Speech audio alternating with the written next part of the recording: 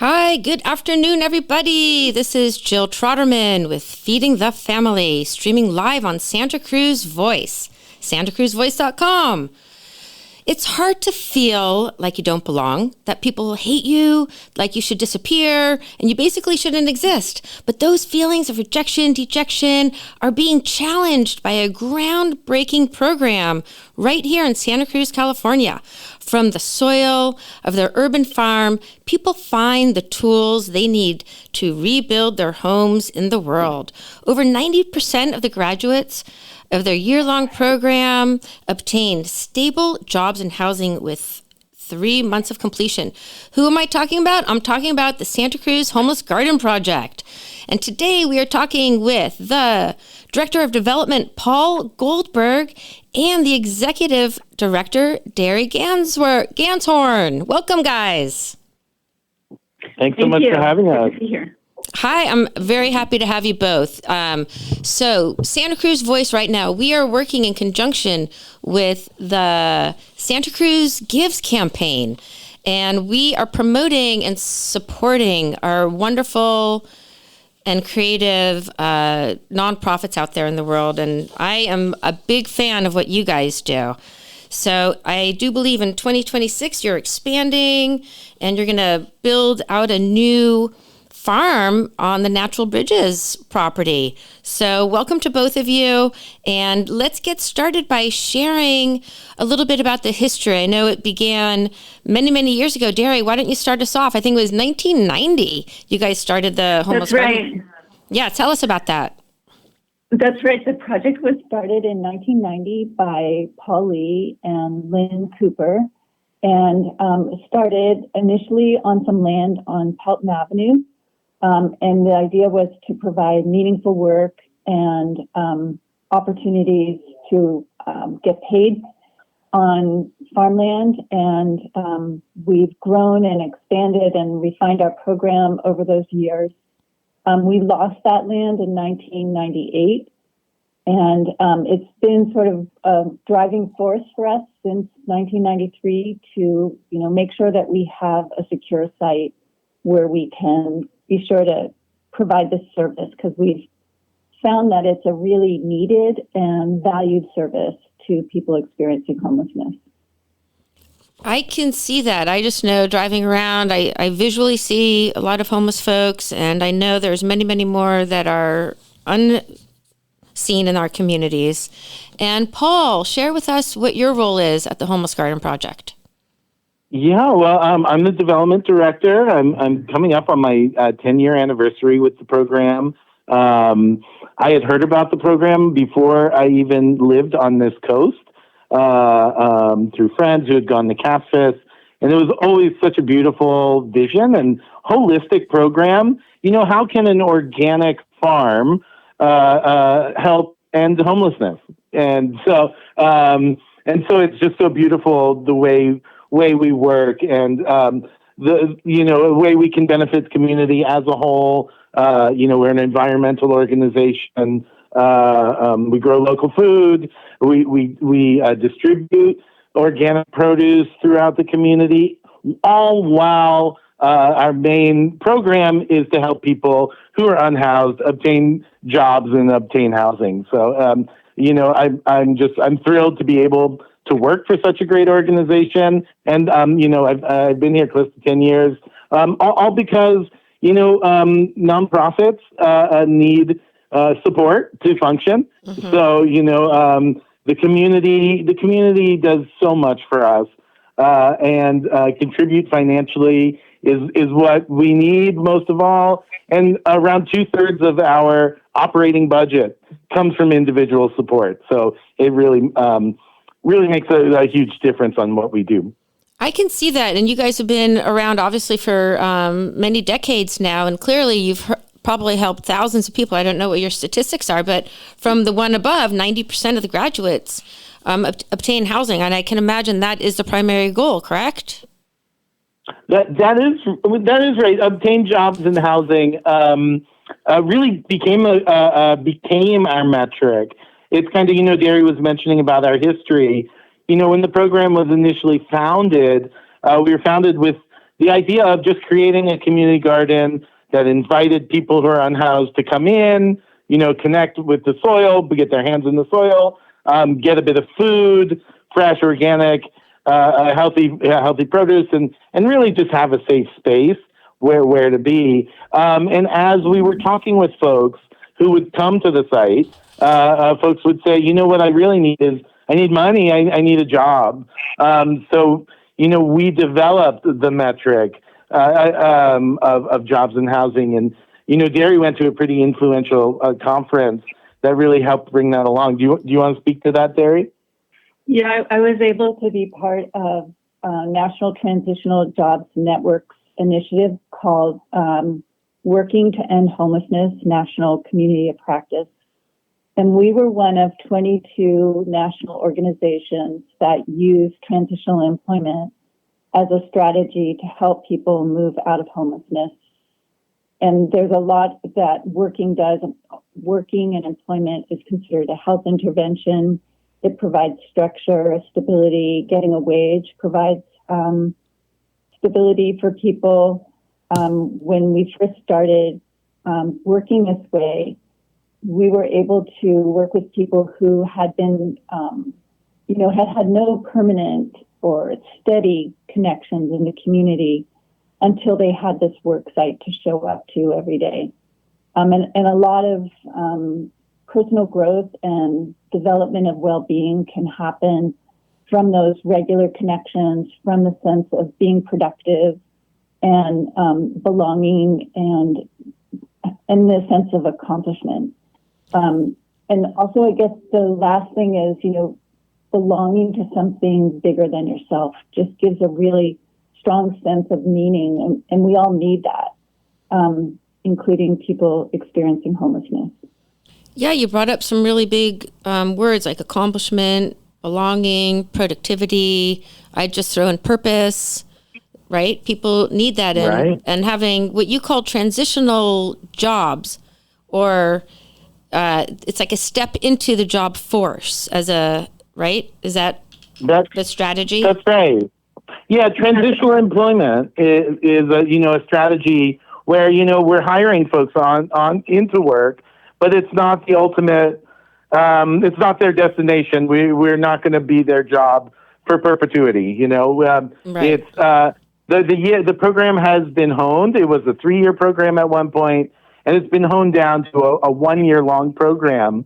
And so folks in our program, they work 20 hours a week with us. They're paid for that work while we provide one-on-one support services. Everyone works with a social work intern that's overseen by our MSW staff members. And so each trainee has a one-on-one support to help overcome obstacles to success and stability. But honing the program down from 3 years to 1, and really adding that metric of let's make sure folks get into jobs and get into housing. That really evolved with the program. And part of the program's history, I think, really impacts also where we are this time of year.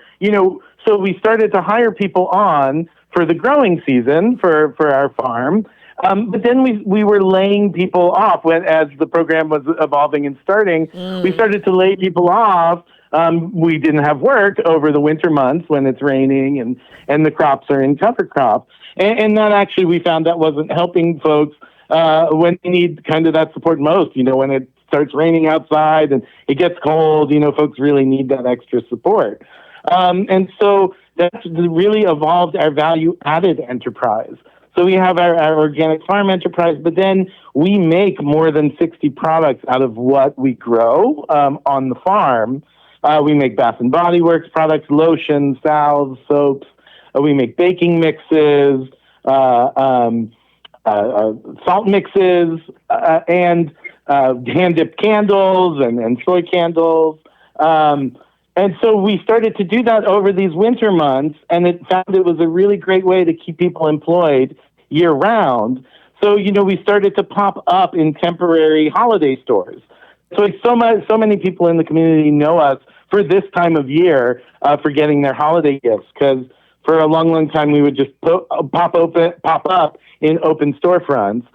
Now that program is year round, and we have a store year round. We actually have a second location in Capitola, Nice. in addition to our store on Pacific Avenue. For this season, we're at 1339 Pacific Avenue, which is right across from the El Palomar building and the Santa Cruz coffee roasters. That's where our year-round store has been located, but unfortunately, we had a flood from the plumbing above, so we actually had to move across the street. But it's a beautiful store, and we really, invite the community to come on out and check out our goods there. And so it's making these products and learning how to make the products and being able to sell them that really helps add to our year-round calendar. We've moved from the farm in October into our value-added workshop where we're making these products. And then January through March, we really focus on job prep. We have a job series that really focuses on workforce development. So that's really what helps us keep a year-round calendar, keep people supported year-round, and really help us get to that metric. As you said, since 2014, 95% of our graduates have obtained stable employment, and 88% have obtained housing. Last year, it was 93% who got both jobs and housing of our graduates within 3 months of leaving the program. That's incredible. Those are great statistics, Paul and Derry, really. I think you guys should be patting yourselves on the back. Homelessness has such many layers to it that are often misconstrued, right? People have judgments, and it's not fun to be homeless. I used to work at a homeless shelter, and the statistics weren't good at that homeless shelter. But it would seem like with the program that you guys are offering with counseling, jobs, learning all these trades, how to make these wonderful products, candles and all that, you would think that there would be a line out the door of people applying. Is that true? Do our homeless populations, do they want to be there? Do people fall through the cracks, or do they not sometimes make it in the program? It is true. We have a long waiting list, and we would like to be serving more people. And of course, we're limited by staff, and we pay trainees, so we raise some of the money for that. And we would like to be serving more people. That's one of our kind of strategic discussions that we're having as an organization. And, picking back up on what Paul said about the transitional employment strategy, the idea is that people cycle through the program and out into the community to get jobs. And one of our trainees a while back, Andrew, I'm going to paraphrase what he said, but he said something like, I've planted a lot of seeds here. I've made my impact. I planted a lot. He was saying this at one of our suppers. I planted all the seeds of what you're eating tonight. And I've made my mark, and now I'm ready to move on into the community and let someone else have this opportunity. So that's really the idea, is to continue to provide opportunities to as many people as we can. Wow, that gives me the chills, honestly. Yeah, it's an incredibly inspiring and compelling experience to watch trainees move through the program. We hold a weekly circle meeting, and I got to be there today, where all the trainees come and a large part of our frontline staff come. And today, one of our trainees graduated, and we go around in a circle, and everyone has an opportunity to congratulate him and to appreciate his strength. And then he had an opportunity to speak about, his experience in the project and his hopes for the future. And one of our values is we value the capacity of all individuals for growth and renewal. And I think that's such an important value to see that, people can change, people can grow, and providing people an opportunity to make a really big difference in a life. Yeah, I can't think of anything more valuable of giving somebody hope and purpose and recognition and honoring them, right, as a human being. Right. And Yeah, we do a lot of that. We, in the social work program, we use motivational interviewing, and we also use a positive psychology framework, which is a lot about looking at people's strengths and building on people's strengths rather than focusing on people's deficits. Right. Because I'm sure people come from compromised backgrounds, maybe incarceration, drug use, mental health issues. Yes, and foster care and Right. people who have been good or have had health issues and had issues with poverty because of the health issues. So there's a really wide range of stories of how people come to the Homeless Garden Project.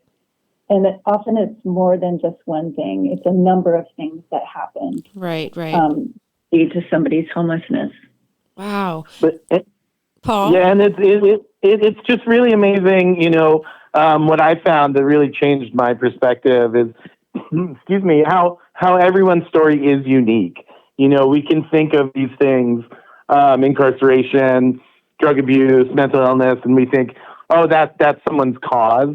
And usually that's a way oversimplification, and oftentimes they're symptoms of poverty. Rather than causes of poverty. But it's just what I really have taken away is that, everyone's story is unique. Everyone's story is relatable to some degree because we're all human, and it and the paths people took, just, it makes sense. And we see the gaps in society where we've let, as a society, we've let folks down. But what I really encourage folks to do is to come onto our website, and that's the homelessgardenproject.org, and really look at our blog. It's under the About Us drop-down menu, and we have testimonials from our trainees, and no one can really explain our work and our impact better than the trainees in our program. I bet they, right? Yeah, sorry, Jill. No, go ahead. Yeah, continue on. I'm just engaged. Yeah, everyone's, these testimonials, folks are encouraged to tell their story. And, you can follow all these different people's tales, and really they can speak to what the program does, what led them into, being unhoused, and then how the program can help support people, connect with the community and really rebuild their lives. Paul, you were talking about sharing Kelly's, that little excerpt from Kelly's talk. Yeah, I'd love to read that. We do one or two fundraising dinners out at the farm. They're called the Sustained Suppers. They're really amazing. A great way to experience the farm and share in the bounty and have the food on your plate by great chefs. And then we have trainees give a testimonial there. So our graduate Kelly Knight spoke in October, and one little excerpt here is the garden itself became my safe place. I remember the first day I started working the soil. It was hard, backbreaking work, but there was something peaceful about it, too. Watching the seed I planted slowly sprout reminded me that maybe I could grow, too. I learned responsibility, patience, and that growth doesn't happen overnight. The camaraderie with my fellow trainees, the laughter, the shared struggles, and the support reminded me that I wasn't alone anymore. I was part of something bigger than myself. There are so many out there still struggling, still living in the darkness I once knew. I'm here as a voice for them to say that change is possible, that a second chance is real, and that the Homeless Garden Project is a place where it can begin. Wow, that's a tearjerker right there. I'm telling you. I'm sure that's just one of many heartbreaking stories and heartfelt stories you've heard, right? Yes, absolutely. There's so many stories like that on our blog. And if you talk to each one of our trainees right now, you would have a story like that. And, all of the stereotypes of people experiencing homelessness have just been so shaken, just destroyed by the people that we're serving. And that's one reason why we have our volunteer program, is because we really want to bring people together in the beauty and security of the farm and help people relate to one another just as people, not as a homeless person or a person with a house. There's a wonderful network of people who support the organization and come connect with the soil or connect in the store to help our organization operate and flourish. Absolutely. Well, I love what you guys have been doing for all these years, and I understand that you've got over 1,500 volunteers. Is that right? That is great. Right. And we hit a high water mark of close to 3,000 1 year prior to the pandemic. So we've been coming back since 2020, and 1,500 folks contribute annually. And there's a role for everyone, to come on out to the farm. You can volunteer. Our holiday store needs folks. It's a great way to connect with our program. And as Derry said, just when you're relating with people in our program, you really get to see people as who they are, people as people. And you can really feel that change. And it supports them. It allows folks in our program to understand that the community cares about them. And it also changes everyone who comes. It's really a positive for the volunteers as well. It does seem like it's a positive all around, that the people are getting the help. It's people are having compassion. You're bringing the community together. And I think that's the most important thing, is having our community support what you guys are doing. And that's what we're doing here today, folks, is encouraging everybody to be really generous with all of these amazing nonprofits we have in our town of Santa Cruz County, California. And while we are a small county, we have so many amazing people, and we do have people who need your help more than ever. We have people who have lost their way a little bit, but now we have these amazing programs like the Homeless Garden Project, who can help shepherd those people back into a productive, meaningful life. And so what's the website, you guys, Derry and Paul? Where can they find you? Yeah, you can find us at homelessgardenproject.org. You can do online shopping there if you can't get to our store either on Pacific or on the Capitola Esplanade. You can do online shopping. You can make a gift directly there. There's a how to give page where it talks about retirement distributions or stock gifts, or really all the different ways folks can support us. Matching gifts, when your employer will match a contribution you make. That's a way to really double your impact right away. And then you can find us on social media. We're on Facebook and Twitter, or not anymore Twitter, Instagram, TikTok, and then of course Santa Cruz Gives. We love being a part of our beautiful community. There's 72 nonprofits on there. They all do great work, but we are so grateful for your support of our work as well. Absolutely. Oh my gosh, you guys are so fantastic. So everyone knows you can volunteer, support financially, you can donate farm supplies, and we really want to support your new effort. I'm really excited about the new garden space by Natural Bridges you guys are going to set up, and I would love to maybe have a tour. I could swing by one day. Oh, we'd love to give you a tour. Thank you. Well, all my best and happy holidays to you folks, and lots of blessings to the work that you're doing. And thank goodness you're out there. Really, I'm humbled by what your work is. So thank you very much. Thank you, Jill. All right. Thank you so much, Jill. All right, Derry and Paul, all my best, and thanks again. All right, you guys. Jill Trot. Thank you. All right, we'll catch up with you guys soon. So everyone, bye-bye. So everyone out there, I'm gonna continue on. We have another guest coming up from the Walnut Avenue Family and Women's Center. Her name is Julie, and she's the executive director, and we will have her in the studio live when we return from this quick commercial break.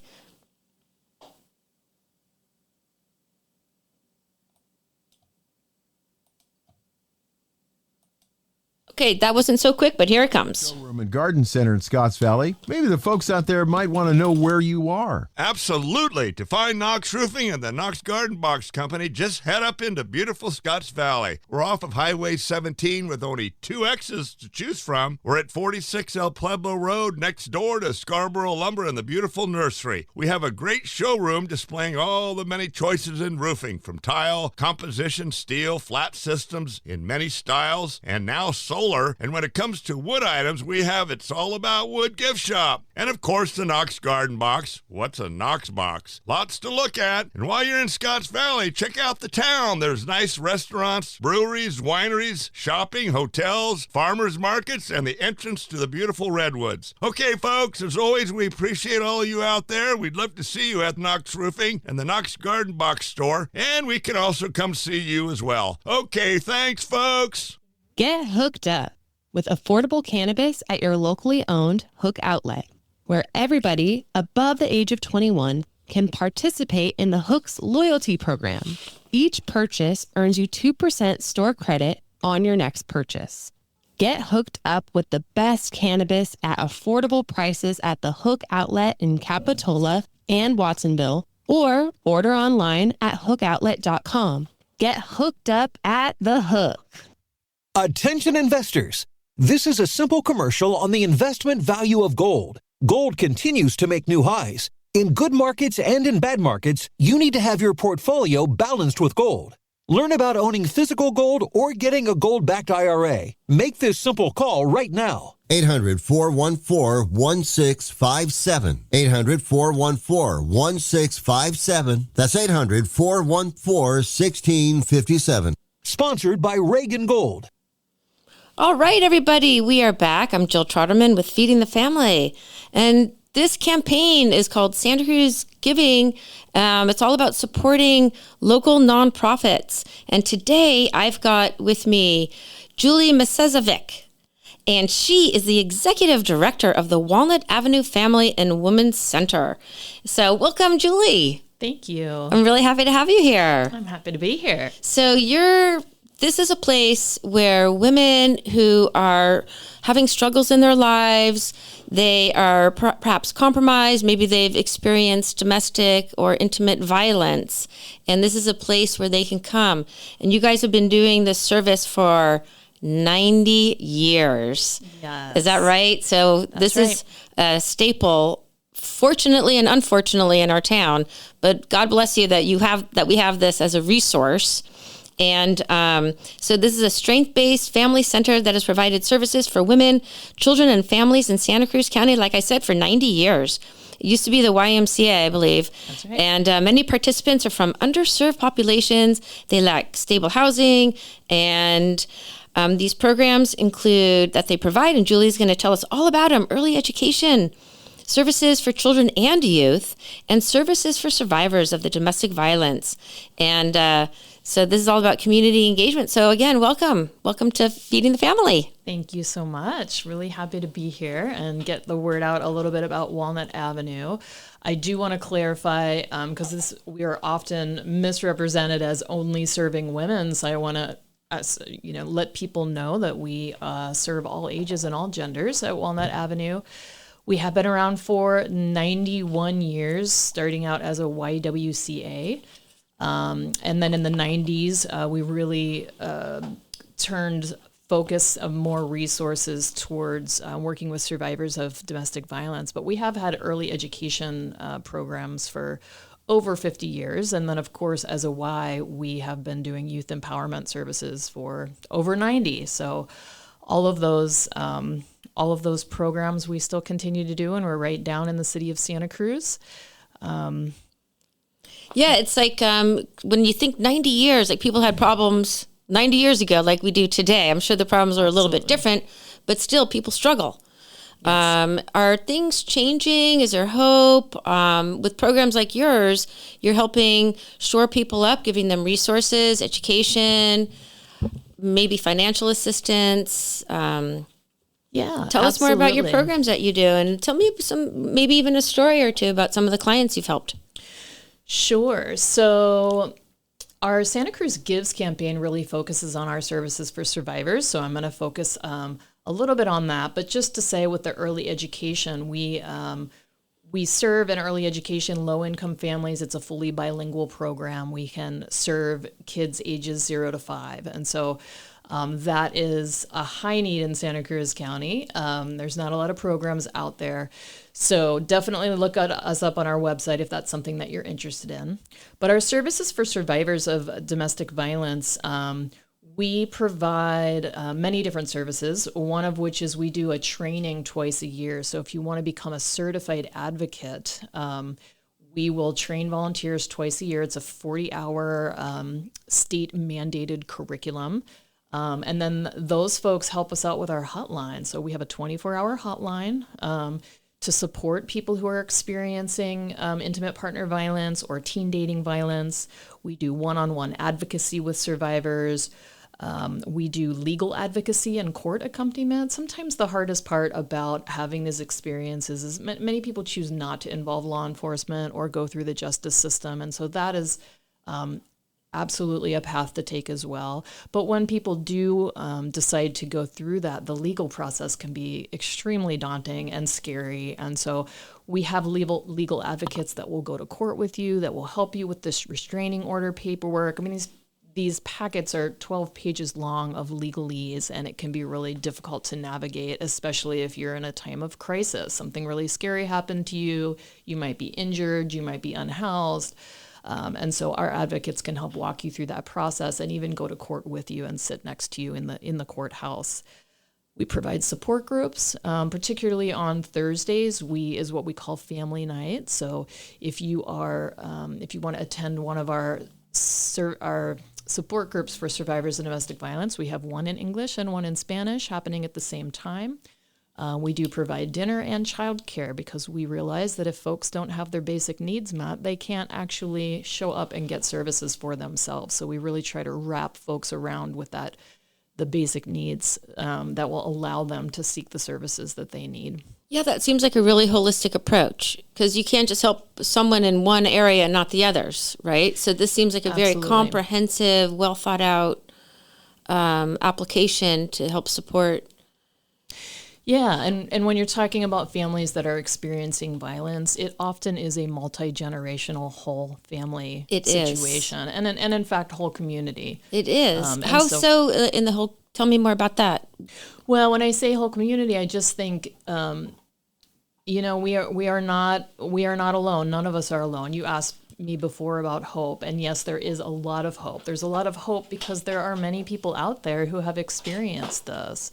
And one of the things we love about having support groups is that you can meet other people who are experiencing the same thing. And we have highly skilled advocates to facilitate those groups.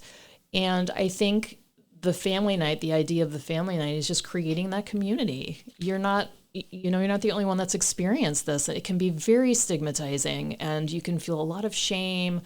But it does unfortunately cycle through families. And so the cycle of violence, you mean? The cycle of violence. So, a lot of the folks that become the folks that do harm have experienced violence themselves in their own homes, and they just haven't learned other ways. Domestic violence is really about power and control. And so when you're a child, if you experience abuse, your power is taken away from you. And you learn certain coping skills, certain habits, and you model after the only people you have in your life to model after. And then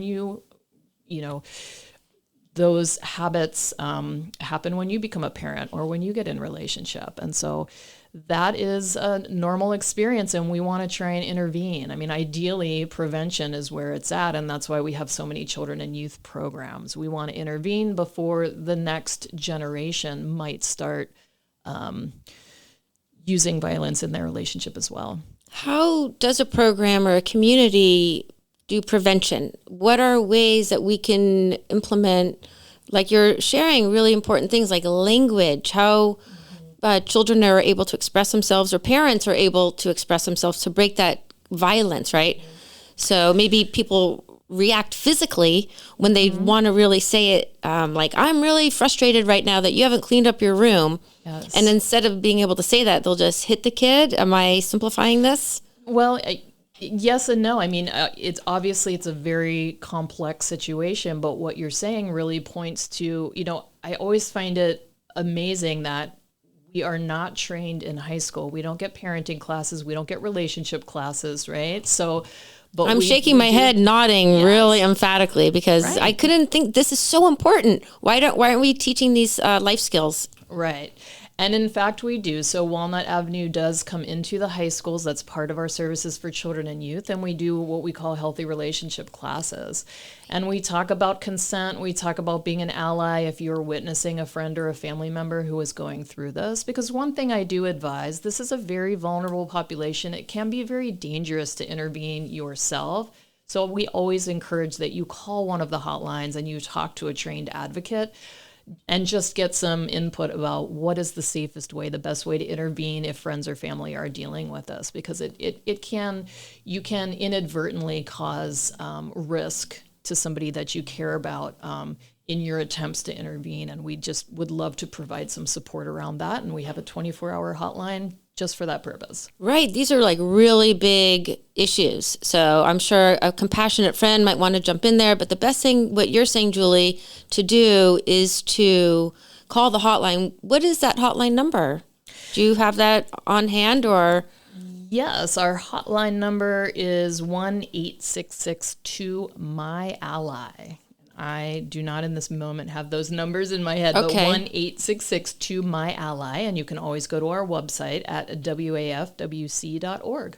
Okay, these are great resources. And I wonder how many people out there are struggling and how great it is that we have this in our community. Now, the people that are coming, you're saying they're men and women, and do they bring children with them? Sometimes. Do you have a residential facility? We do not have a residential facility. We can provide emergency accommodations if somebody is in a crisis situation trying to leave a violent situation immediately. We do have ways of providing emergency accommodations, but the first thing we're going to do is devise a safety plan. We're going to assess the situation. We're going to listen to what the current problem is. We're going to look for potential friends or family members that might be a safe and more comfortable place for them to be, because we always want to surround people with trusted advisors. But we can do that emergency accommodations. We do have food, clothing, anything really that somebody might need. If they're deciding to walk out of a violent situation today, they can walk in the door and we will try to wrap them with services and provide them with a safety plan. Wow, this is a huge resource, everybody out there who's listening, or if you know of somebody, a neighbor, someone in our town that you see is having a struggle, please reach out to the Walnut Avenue Family and Women's Center.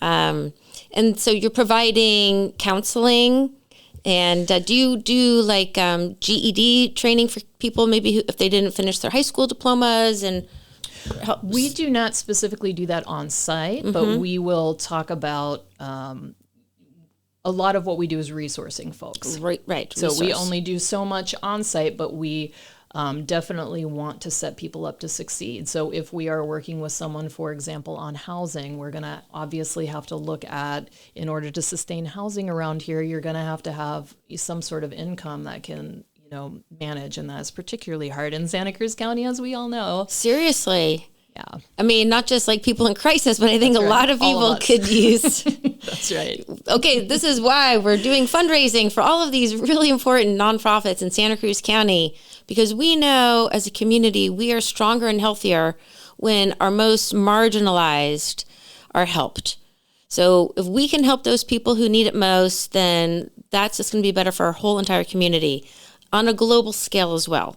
Absolutely. And it's easy to reach out. It's easy to, I know your shelter, it's not a shelter, but it's a facility that you'll accept cash Financial donations. All of our services are free, but yes, absolutely, donations we will accept in any form. Right? Okay, Yes. good. And then you accept also volunteers that come into your program as well? We do. With We training? accept a broad range of volunteers. So anywhere from, like I said, being on our hotline, which is a 1-year commitment where you will actually walk away with a certification as a certified advocate for survivors. And then on the other end of the spectrum, we have 1-day events like the She is Beautiful race is coming up. And it's a 1-day event. You can show up, support the runners, and rally on behalf of Walnut Avenue. And I would like to highlight that right now we are recruiting for our board of directors. And so we would love local folks who are really interested in the programs that we're providing. We would love, in particular, representation from the Latino population, because that's a big percentage of who we serve, and just locals who want to volunteer a couple hours a month and support us. And as far as your facility goes, you say it's downtown. We're right downtown on Walnut and Chestnut. Oh, yeah, I can see the building now, actually. Yes, Right. still has the Y sign. It's a historical building, actually. Oh, so it is? still has the YWCA sign on the wall. Right. And what brought you into this field, personally? Good question. I think we all come because we have a personal stake in these sorts of things. My parents were very young. They had 3 kids. My mom had 3 kids before she was 25. We were low income. My mom is a survivor. She's a childhood survivor of emotional domestic violence. And so I can see the effects on her, and I see them through all the generations, including myself and my children. So I know what that looks like. And I feel really invested in prevention. Ideally prevention. Unfortunately, there's not a lot of funding out there to do prevention. There's not a lot of funding to do intervention, but more so than the prevention piece. And I'm actually a licensed psychologist, so I'm just very aware of mental health, and of course, mental illness runs in my family as well. So I just feel deeply moved to support folks who are dealing with these sorts of really challenging and very stigmatizing family issues. I just want folks to know they're not alone, and the help is out there. Yeah, and I like that you brought that word up, stigmatization, because I'm speculating that might be a reason people have shame. They don't want to admit that this is going on. So it takes a certain amount of courage. Absolutely. To muster up that strength to go and get the help and make that phone call or physically drive down or tell a friend, like, I'm in a bad place. And it can be dangerous. Right. You brought that up too. The riskiest part of the highest risk time period of in a domestic violence relationship is right after you leave. That is the highest rate of homicide. It is the most dangerous time. And so that's why we encourage folks to call the hotline. Speak with somebody first, develop a safety plan, and if exiting is your goal, we can help walk you through that, and you can do a very strategic and careful exit plan that would reduce the risk. I mean, the fact that you guys provide that resource of really the strategy of how to do it. It's not willy-nilly, here's a sweater and here's a bus token, good luck. Right. It's really well thought out, because you don't want these people to end up back in a situation that's going to sabotage their health, safety, essentially. And that is a large proportion of folks that are unhoused have experienced this domestic violence. And imagine that goes choice. Together, doesn't it? Imagine going back to a violent household or living on the streets, and that's a very difficult choice. And a lot of folks don't want to leave their relationship, and so there are paths for that as well in some circumstances.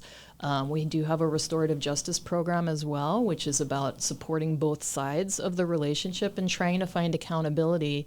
And ultimately, the goal is that the children are not experiencing the violence, that we're reducing the violence, and hopefully the next generation is not going to be experiencing that same thing. And then that reminds me, it takes me back, I wanted to say before, there are excellent parenting programs out there that will help parents who, like I said, my parents were super young. They didn't have a lot of skills and they didn't have great modeling.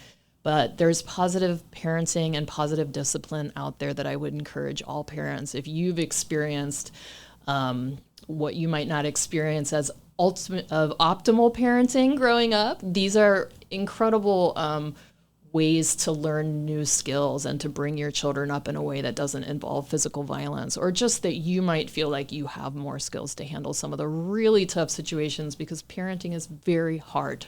It's hard for all of us. I know. I'm sure I've done plenty of damage. I apologize. Even to this day, my kids are older. I'm like, sorry. I always said I'd pay for therapy if they need it. But you had an awareness, like you knew like something was not right, and you got training as a psychiatrist or a psychologist. That's right. And you wanted to break that chain, because I know for a fact that it impacts our DNA when we're under chronic stress. Absolutely. Yeah. It does get passed on. They call it generational trauma. Is that right. true? That's right. Generational trauma, which I think can happen racially. I mean, we certainly see that in terms of Indigenous folks or people of color experiencing this, racist trauma that kind of happens intergenerationally. But then violence is another thing. If you're witnessing it and experiencing it, it lives in our DNA. It affects so much about our life, both just coming through our DNA, but then whatever you're watching, the conditioning of it as well, and normalization. Right. And hopefully we can start breaking those in our modern day. 2026 is coming up, and maybe we'll evolve as a species. And let's hope for that. I'm just hoping for some evolution. Yes. And to be more compassionate towards each other and more loving and hopeful, and be good with our people. I think parents have a really tough go. One question I had, Julie, is there ever help for the perpetrator of the violence? Like, where does that person come in? Or that's not your job, because you're working with the survivors and the victims of it.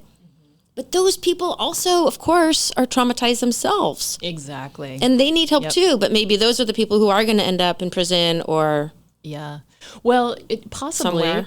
Or not in prison, and then repeating the cycle in another relationship. Right. And so we absolutely want those folks to come forward and seek help. And we have a program at Walnut Avenue called Space for Change.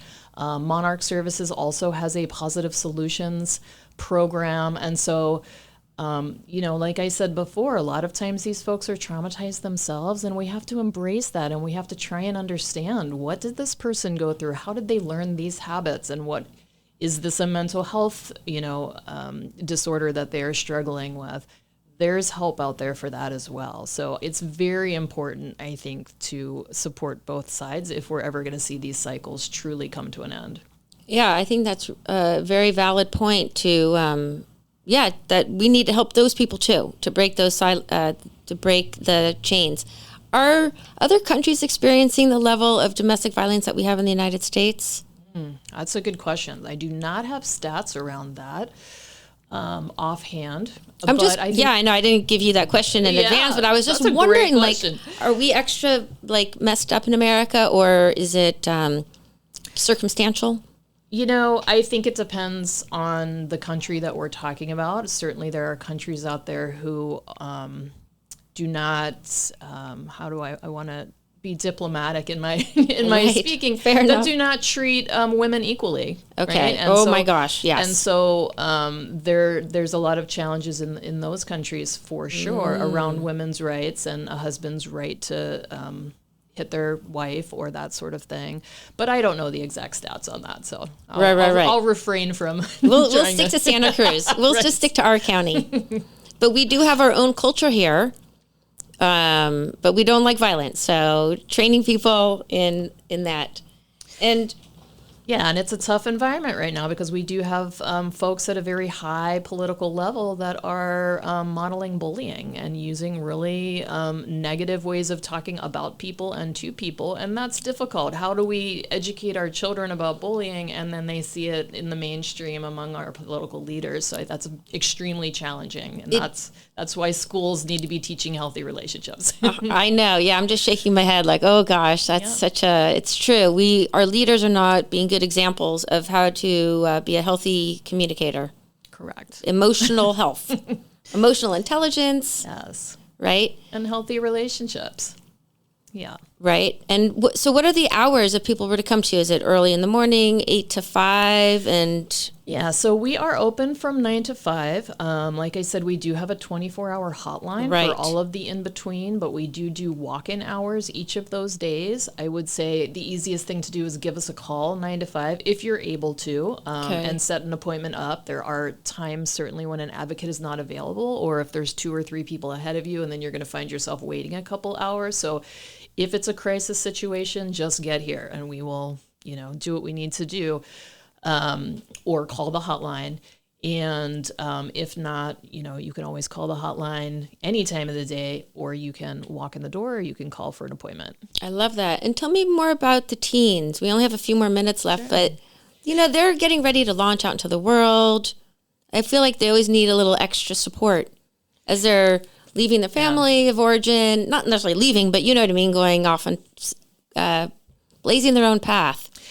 Yeah, this is such a profound time in our lives, and lots of opportunity for risks as well. So we really see our teen programs as our prevention efforts, because Right. we know to truly change these cycles, we need to intervene before the next generation starts parenting or being in their relationship. So we have a Tuesday night, what we call Teen Tuesday. It's a group for teens. You do not need to be a survivor to attend. It's really just an opportunity to be with like-minded peers and talk about whatever's on your mind and work with some of our amazing volunteers. We had a gingerbread house building contest last night with some fun prizes. So that's just an example of something that we might do. And then, like I said, we go into the middle schools and the high schools and we do healthy relationship classes.